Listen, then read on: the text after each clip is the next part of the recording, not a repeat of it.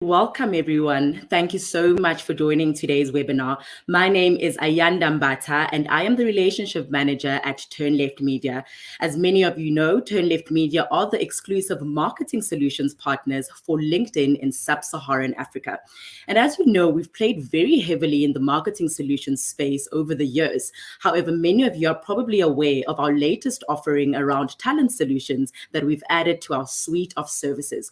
As we've really seen this great need of employer branding, it's really great importance. We thought it was really important to host this conversation alongside our sister company, The Social Craft, to really delve a little bit deeper into this topic of employer branding in the digital age. Joining us today are some industry experts from Digi Outsource, OfferZone, Old Mutual, as well as our very own partners at LinkedIn.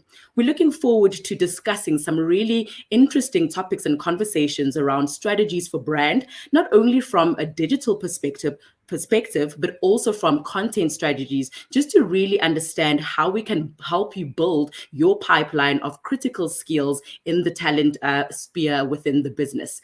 Today, just before I hand over to my wonderful colleagues, I'd like to just cover some housekeeping rules. Should you want to engage with us, ask us any questions, if you have any comments, please feel free to make use of the chat box on the right-hand side of your screen. Now, today I'm going to hand over to you to Samantha Coombe, who is the founder and director of our sister company, The Social Craft. Alongside her will be Jenny Skews, who is the enterprise account manager at LinkedIn. Ladies, without further ado, I'd love to hand the mic over to you. Thank you so much. As Ayanda mentioned, my name is Jenny Skews, and I'm an enterprise account director at LinkedIn. I work with some of the biggest companies in South Africa, partnering and advising them on building data-driven talent strategies, leveraging LinkedIn to hire great talent directly, and also develop and engage their employees. I'm broadcasting to you live from my living room in Dublin, Ireland. Thanks so much for the intro, Jen. Good morning, South Africa. It's so lovely to be here. I too joined Jenny in Europe this morning. We're broadcasting live from Amsterdam. So good morning, everybody. It's so great to have you all with us. And I suppose just to reiterate my position, I'm the founder of The Social Craft. I really work in between Turn Left Media and LinkedIn to bring to life compelling employer brand strategies that win. So really excited to kind of take you through our agenda today, which consists of looking into the digital era. So what is it? Who are these individuals and how do we effectively engage them? Why employer branding then is so crucial for this talent group, especially as we move into more of the fourth industrial revolution and more of our world is accelerated through digital. We're then going to look at choosing a channel and which and why are the best channels to be activating your employer brand in. And then lastly, building your strategy and turning that into action. So that being said, we're going to start today with having a look, I suppose, at the talent market. As we know, the world has been completely disrupted. Not only are we living in the fourth industrial revolution and have been for a while, but COVID and a worldwide pandemic has accelerated the way we do business, the way we engage our customers, and the way we communicate in a day-to-day fashion and carry out our day-to-day lives. Businesses, more than ever, are desperate to find those skills, to attract them to their businesses so they can keep up with the new age consumer, investor, and employee. Globally, we see the demand far outweigh the supply. The fancy graph on the left tells us exactly the story. Only the pressure will consistently get greater to produce the skills we need for our business continuity and relevance into the 21st century. If we think about this generation, and by this generation I mean millennials, who are largely taking up most of the labor market at 27% this year, if we think about the way they engage with traditional media and services like radio, TV, communication, and even dating to a certain extent, we're re-engineering traditional functions to suit them. For example, Netflix. know, personally, when I was a bit younger, 12 or 10 years ago, I would actually go to the DVD store on a Friday night to pick out my movie. I'd have to return it by the next day, possibly pick up my steers on the way home. But really, now I have access onto a platform, or an app rather, that really disrupts and cuts out the traditional TVC advertisers. If we think about Spotify, we're all very familiar with radio, right? Something that was really topical and key to a lot of our advertising for a long time in South Africa. That has completely disrupted. Spotify has allowed our generation to disrupt radio, removing adverts, streamlining content, and tailoring it based on hyper-personalization.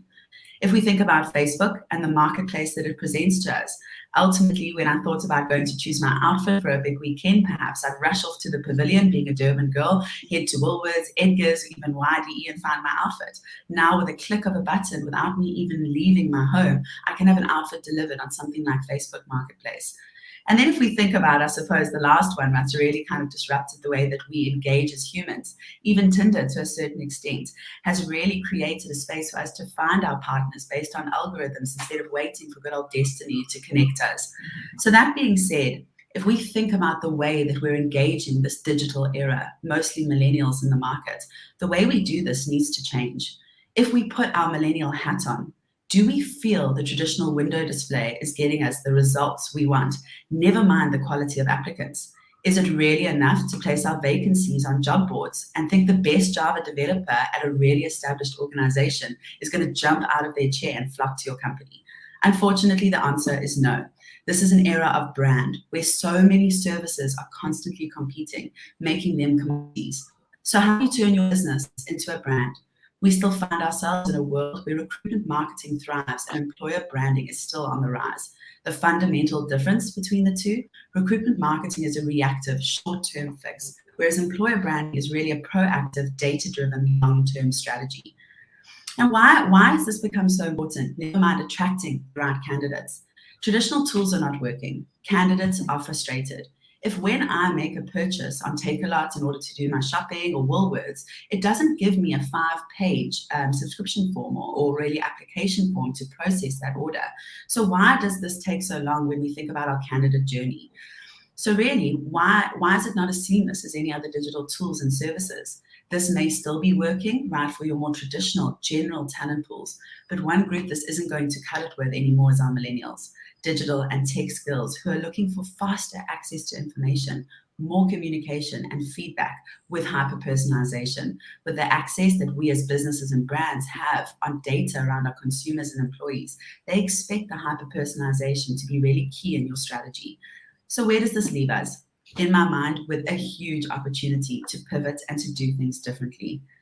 If we think about the opportunities we have, if we start to be aware of this disruption or acceleration, just depending on how you personally view it, this means we need to think about how and where we are engaging this generation. It's certainly not through necessarily a job board, a radio advert, a press release on a national broadcasting station. We need to think differently. We need to be agile, and we need to ultimately lean on the platforms and engagement tools that make sense to this audience. Often we think as brands, what is our route to market? But we need to understand our candidate in order to flip this on its head and meet them in the marketplace. As we can see, there are so many channels that are working to engage talent. But one we're actually going to double click on today is LinkedIn, and the power the platform does to inform data-driven decisions and connect to the professional and talent audiences that are critical to our business and our continuity. Over to you, Jen. Thank you, Sam. So I'd like to encourage you to take a minute to think about how decisions are made. People do not make a decision to move jobs immediately, and then within a few days, they suddenly change jobs. There's multiple touch points that candidates are exposed to that influence a candidate's decision along that whole journey. And we know that our members are coming onto LinkedIn for a variety of reasons that are not always directly related to searching for jobs. For example, people are logging onto LinkedIn to read the news or to connect with an old schoolmate or a colleague. They log on to LinkedIn to access learning content through LinkedIn Learning. And each of these moments is really an opportunity to be present and to educate candidates about our organizations. Let me ask you a quick question, and I'll ask you to put your guesses in the chat. How many months on average before changing jobs do you think a candidate first engages with the company brand? Let's see some guesses in the chat. How many months on average before changing jobs do you think a candidate first engages with the company's brand? The answer to this question is, in fact, 8.5 months. Take a minute to absorb that. If you want to hire a developer with a start date of next week, you need to have started communicating with that developer in December 2020. And then another question, how many touch points do you think the average person experiences with the company's brand before they change their profile to working at that organization? Take a minute to ask yourself, how many touch points do you think that is? Any guesses? Number of touch points with the company before changing your profile.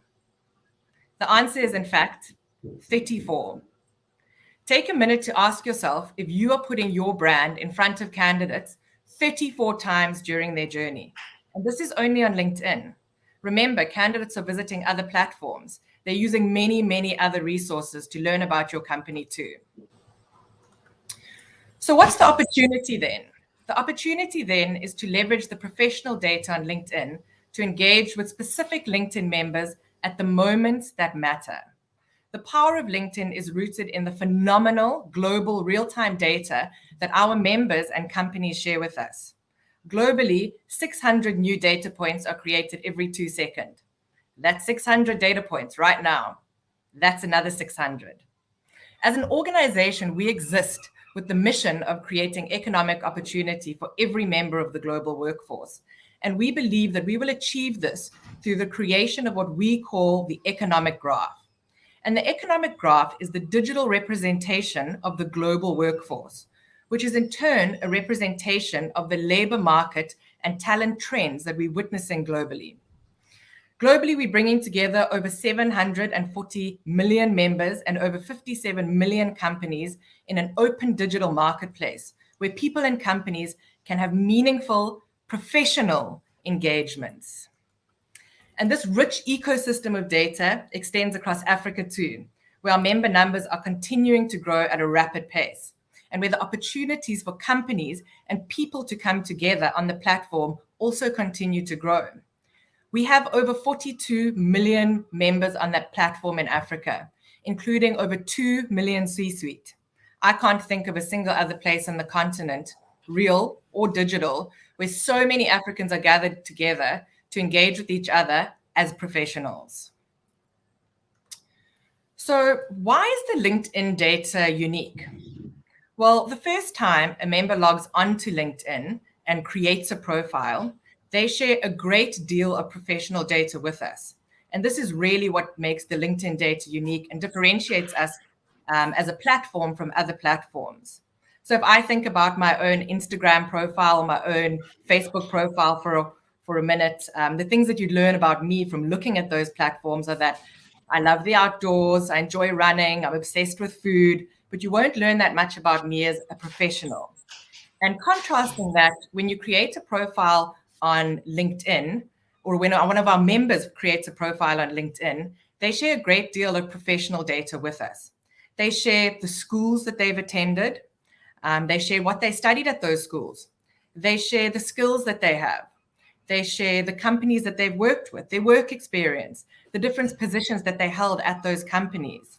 And then they start navigating around the site and they start engaging with content, liking articles, following influencers, following companies, following hashtags, creating their own content. And when they're doing this, they're sharing a lot of information with us about their intentions. Are they job seeking? Are they trying to learn more about different companies? Are they looking to learn something new? Are they happy within their own organizations? And similarly, when companies create profiles on LinkedIn, we learn a great deal about them. We learn the industries that they're in. We learn the type of people they're hiring. And as the people at those companies update the skills on their own LinkedIn profiles, we can learn what the fastest growing skills in those companies are, or where talent is moving to. And all of this data can be leveraged to build data-driven strategies and engage with our members to a variety of different ends. Thanks, Jen. So talking about engaging members to a variety of different ends, I suppose we've heard from Jen why the LinkedIn platform is so powerful in your employer branding play, but really to understand how to now develop a compelling brand strategy, we must understand the way the members exist on the platform. So really, if we think about the opportunity with 770 million members globally, and then double clicking into Africa with 8 million members, that member group is broken up into two different types of members. You get something called active members, and you get something called passive members. Now, what might surprise you is that 20% of this group, especially if we think about 8 million in South Africa, are only active members, which means they're searching, they're engaged, they're looking for opportunities, they're thinking about first progressing their career, building networks, moving and advancing. If we pivot to the other side, which largely make up the most of the member count with 18%, we see that this passive group does not search.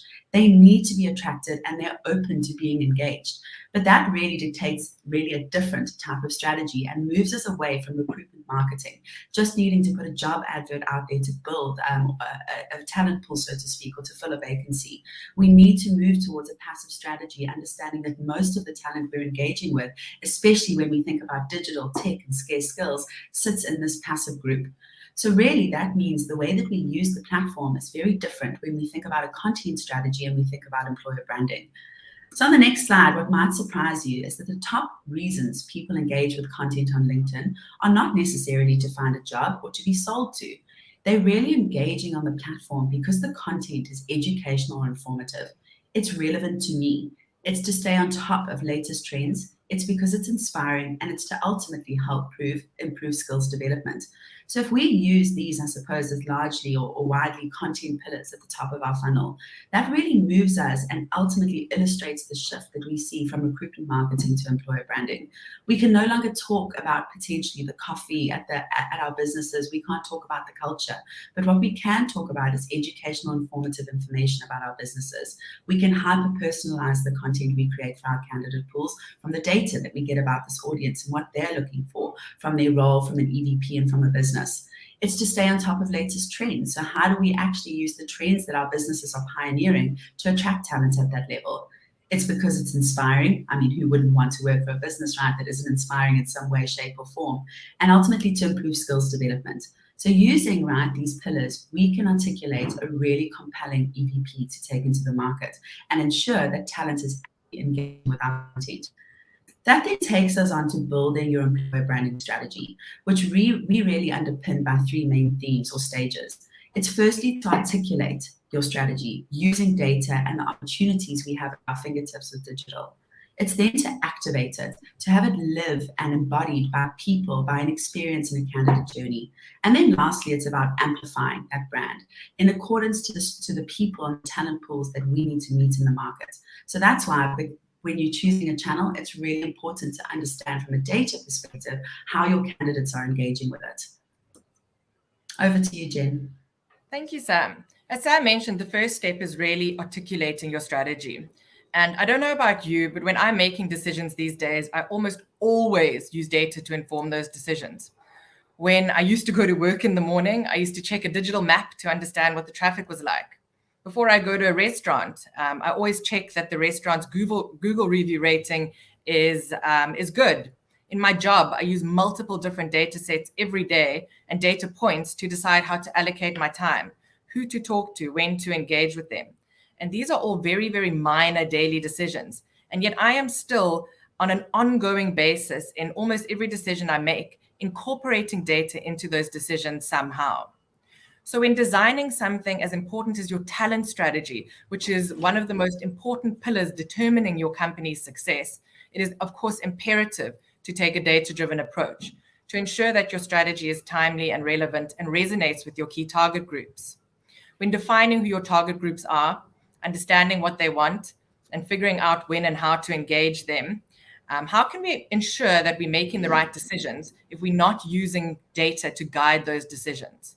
It's a little bit like not using data to plan for a journey. So imagine you were driving from Johannesburg to Maputo and you ended up going via Cape Town.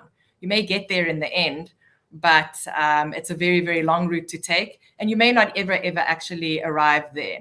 It's timely, it's time consuming, it's costly, and you may never find yourself there. And that's why it's so important that we start building data into our day-to-day workflow in terms of developing our talent strategies.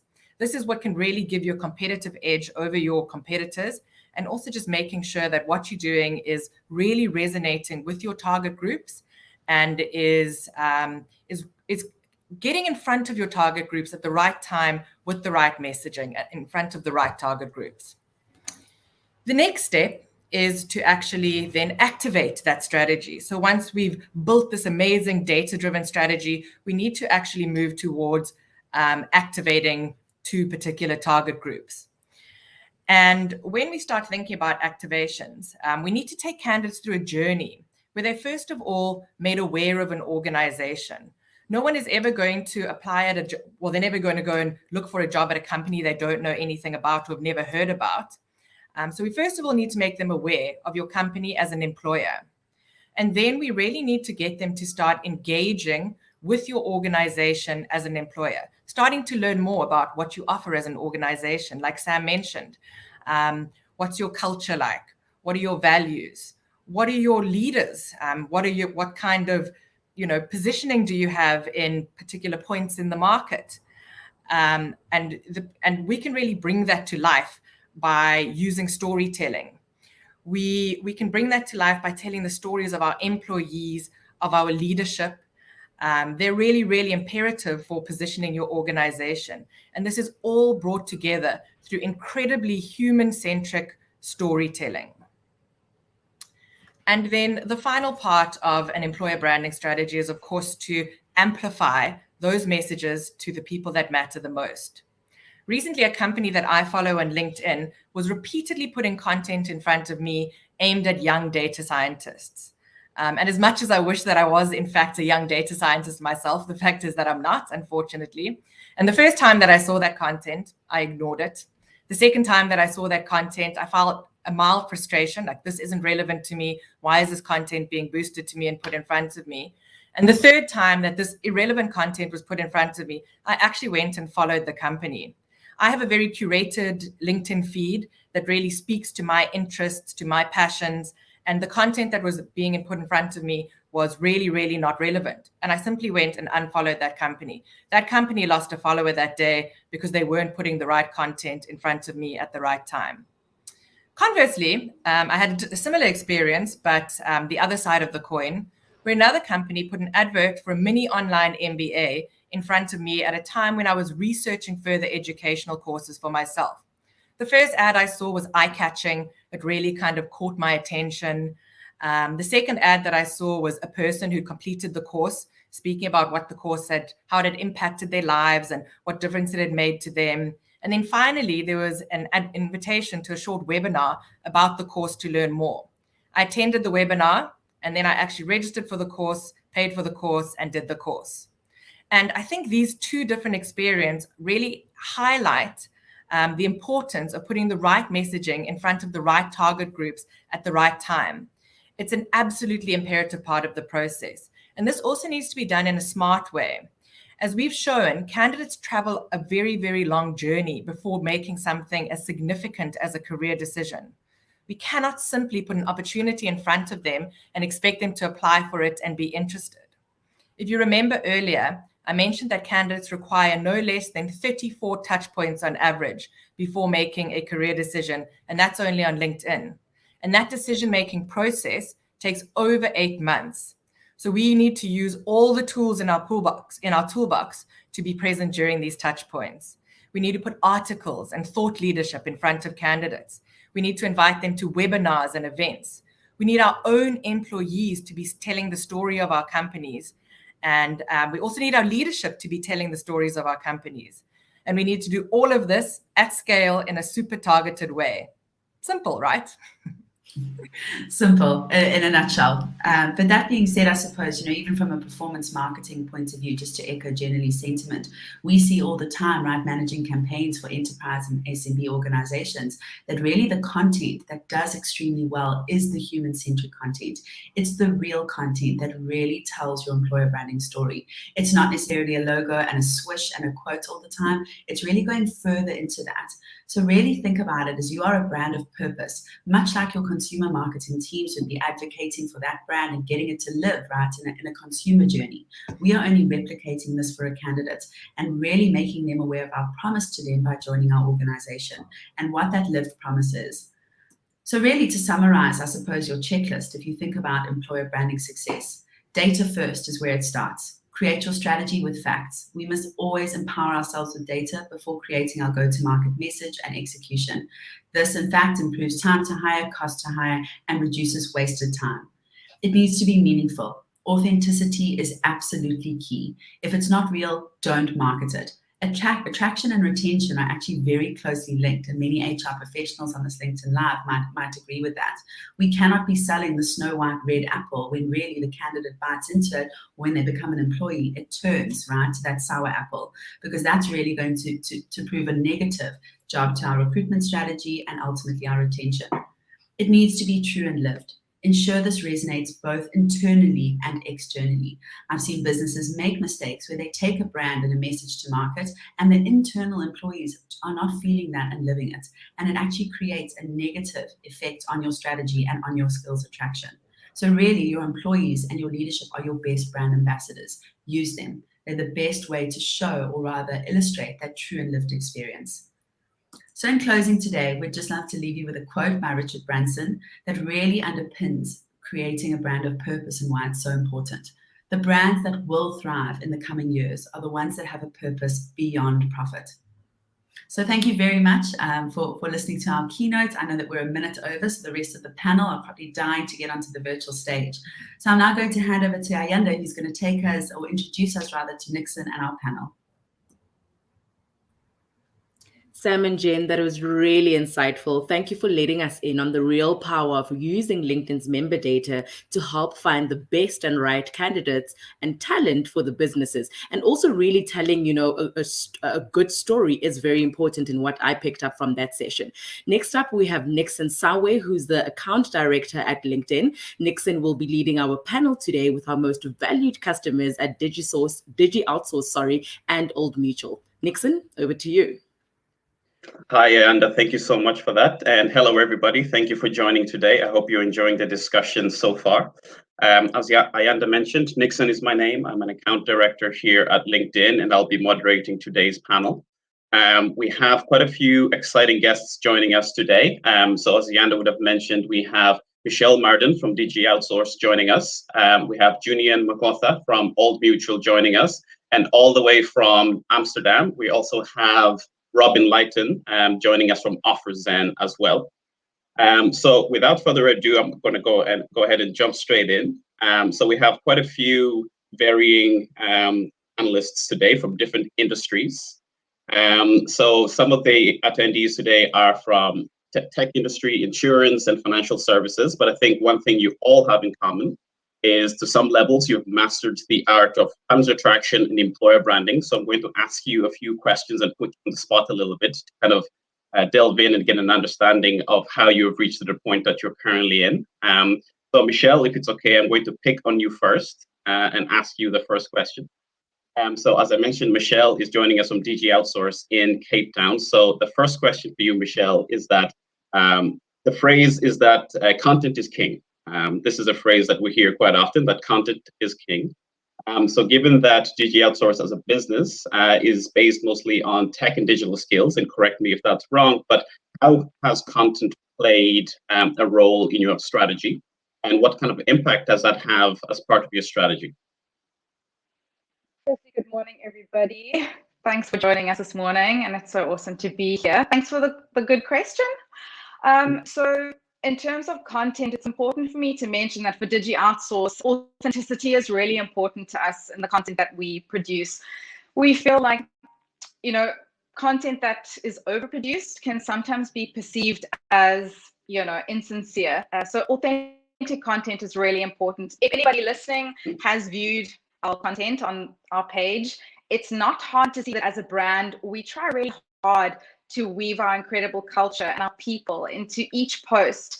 We don't like using Shutterstock images, and we don't like hiring models to pose as our employees. Our people are our best brand ambassadors. You also won't see things like job adverts in terms of content on our corporate page. It's not what our corporate page is for. People want to see content that offers value and insight into the company that they are eyeing out as a potential employer. We want to truly connect with our online community and to get buy-in from them while staying true to who Digi is. This type of content plays a key role in attracting the kind of talent that we are looking for. Having worked previously for 6 years at Derivco building their brand, another big name in the online gaming and tech industry, it's where I learned that being real about who you are as a brand goes a really long way in connecting with your audience and building that trust that you need so that you can help bring them down the funnel. In addition to sharing content on the corporate Digi page, I work very closely with our recruitment team and our Digi people. They're our best online brand champions, sharing our content organically and priming talent to click on that advert that we do eventually post using Campaign Manager. Thank you for that, Michelle. So to summarize, you've mentioned that authenticity is key to the content strategy and giving people a real insight of what it's like to actually be from Digi Outsource and not necessarily stock imagery, but really authentic insights into the organization.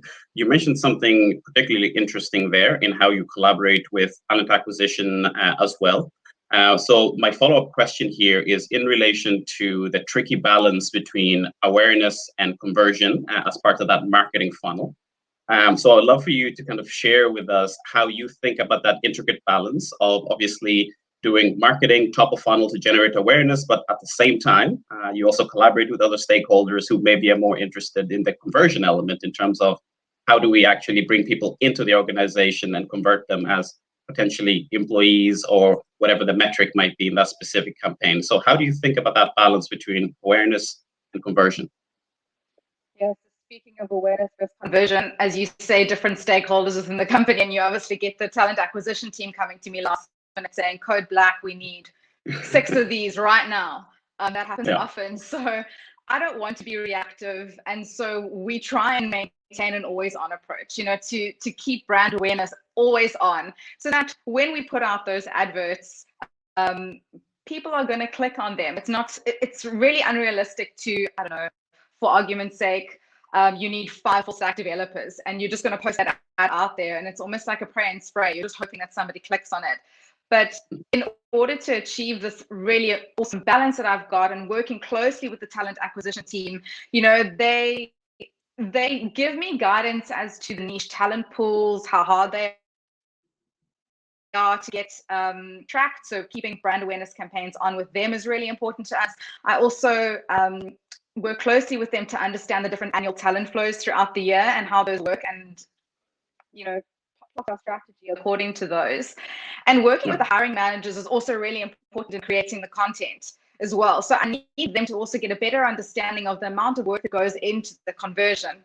So it's quite a beautiful dance that we do together, leveraging the organic content, then the paid, and obviously to convert. It's just an always on approach is honestly the most effective that I have found so far.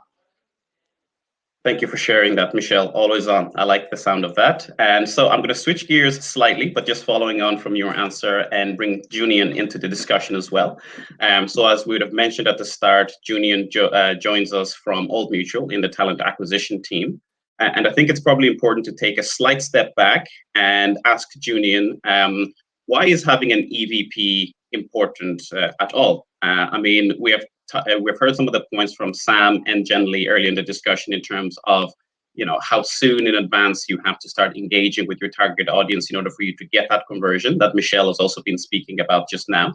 But I think from your point of view as somebody in talent acquisition from a big brand in South Africa, why is having an EVP important? Wow, thank you so much.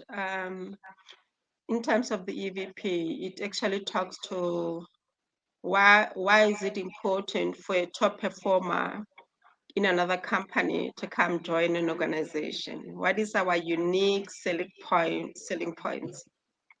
So if you are unable to actually articulate what those unique selling points are, then it's going to be difficult for us to attract talent, even to retain the talent, because you're looking at an EVP to say, what is it that me as an employee I will contribute, and what is it that as an employee I will get in return? So if you are unable to articulate all that, then how are we going to attract top talent from competitors? Because that's what we do. We always taking talent from different competitors. So our unique selling points are key, and they need to be very, very clearly defined, because it actually says why this is the reason why I should join this organization. And just to follow up on that, Junian, I should probably take a slight step back and just for our audience as well, and explain that by EVP, we're specifically referring to the employer value proposition of your organization, right?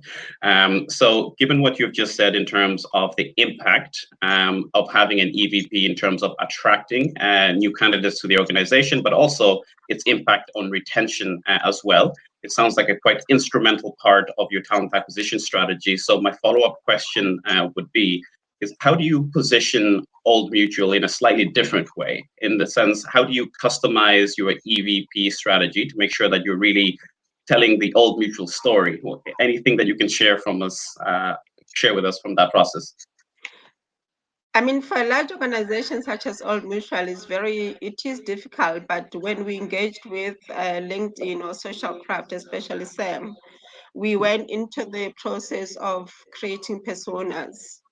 And for me, the personas are saying, what is it that our own people are experiencing at Old Mutual? And thereafter, you saying, what are the cultural benefits of being at Old Mutual for that particular skill category? What are some of the exciting things that people are experiencing? And what I found with the whole persona development is that you're actually getting the insights and data from your own people. Because my belief is that you can't have an EVP that is generic. Because especially for large organizations, you can't say one size fits all, because different units have different cultures, have got different leaderships, they've got different ways of doing things. So if you go into the conversations about a particular skill set and you say, what is it that is making you actually stay here? What is exciting? What are they, how are you going to be progressing? The conversations are quite in depth, and they were facilitated by Sam Coom, I must say, Social Craft and LinkedIn. So I think that then gives an authentic and sincere message to whoever wants to come and join that particular unit, to say, this is what I'm going to experience. It's not wishy-washy. So that is what we're looking for. For me, that's an EVP from the people themselves. They can tell what is working, not working, and what is it that you can look forward to. And people can decide to say, this is how I'm going to progress, or am I going to join, not join? But the most important thing about the personas is that it informs your brand messaging. Because I'm always of the belief that most companies do cold dishes as well. So we need to find a way to tell the authentic story, but your creative concept and your brand messages gets informed by data. And that data, it comes from our own employees per category of skill. Thank you for that, Junian. And I think just before we transition over to Robin, I have a surprise question to throw into the mix as well for both Junian and Michelle. You mentioned something particularly interesting there, Junian, where it's essentially a balance between, first of all, understanding the personas that you're looking to speak to and what they care about, and then authentically customizing that message to them. So the surprise question that I have for both of you is, how do you get that buy-in from maybe your colleagues that are not necessarily in talent acquisition or maybe not necessarily in marketing, but of course they have a key role to play in communicating the brand message, the DGL story, the Old Mutual story to other individuals in their networks. Any tips, tricks, commentary, advice, anything you can share with us in terms of how can we get a little bit of buy-in from our colleagues that are a little bit outside of our core functions that, of course, would help us a lot in amplifying the story, telling the authentic story, which, of course, does drive an impact when it comes to talent acquisition, marketing, and some of the other things that we care about. I am putting you on the spot, but please, if any one of you would like to go first, please go ahead. I'm fine to go first. So it's all about collaboration. And we work closely with our marketing and digital team, digital and data team. We work closely with the different business units. And one of the biggest things that we did earlier this year was to identify with the talent acquisition teams to say, what are your scarce skills? Do you want them today? Do you want them tomorrow or in the future, or capabilities of the future? And then we after have to engage with Janali and the team to say, fine, we need to move away from reactive. Because the moment you do we are hiring, it means you're desperate. You're gonna get desperate people. And desperate people are not always top performers. So we had a planning session beginning of the year to say, this is what the skill set we're gonna get. What is the always on? And most talent acquisition teams don't even understand always on. So it's education and education, which LinkedIn provides for us all the time. And to say, this is what you need to understand by always on, this is what we understand by dark post, above the line, below the line. So talent acquisition is talent market. It's like marketing. You are in marketing, as the previous speakers have said. So you have to take your stakeholders with you. Some will get it and move, and some will be slow to comprehend what you're trying to achieve. But it's a journey. Thank you for that, Junian. Michelle, anything from your side before we quickly move over to Robin as well? Yeah, just quickly from my side, I have to be very honest. We've had such incredible success with LinkedIn that actually bringing people over from the other side, if they're not in marketing, so hiring managers, etc., to get them to spend time with me, let me interview them so I can create this niche content for the brand personas, hasn't been very difficult because of the amazing success that we have had with LinkedIn. I'm trying to think perhaps before that success we had, I think we were kind of willing to try anything. So getting people across to sell the story. I think also giving somebody a platform to talk about how fantastic their team is and what the company does and the goals that we're trying to reach, giving somebody a platform to voice that to a community of like-minded people, as you would on LinkedIn with the doc posts, etc. That gets their buy-in, I think. People like to speak about what they're passionate about. Excellent. Thank you for that, Michelle. Junian. Robin, over to you. Hi, Nixon. How are you doing? So switching gears quickly to OfferZen and the role that OfferZen has played in that talent acquisition landscape. So the first question, it's an easy one to get the ball rolling. Why do you think OfferZen has been so successful in recruiting top talent? Great question. So OfferZen's success in recruiting top tech talent really lies in how we approach the recruitment process. Recruiting top talent is exceptionally hard. I think everybody on the call is very well aware of that. You're trying to get the best people on board, but so is everybody else. And that's why OfferZen does things differently. We shift the traditional recruitment model, ensuring that developers' needs are the core of our focus. Instead of developers applying for multiple roles at companies reach out to developers on our platform with upfront tech stack, role, salary, and perk information. This allows the developers to choose opportunities that actually resonate with them from the start. Our goal has always been to empower our tech talent, and by putting our talent at the core of our model, we're empowering developers to make the best career moves and choices with companies, and also at the same time ensuring that the companies have access to highly skilled and highly engaged tech talent.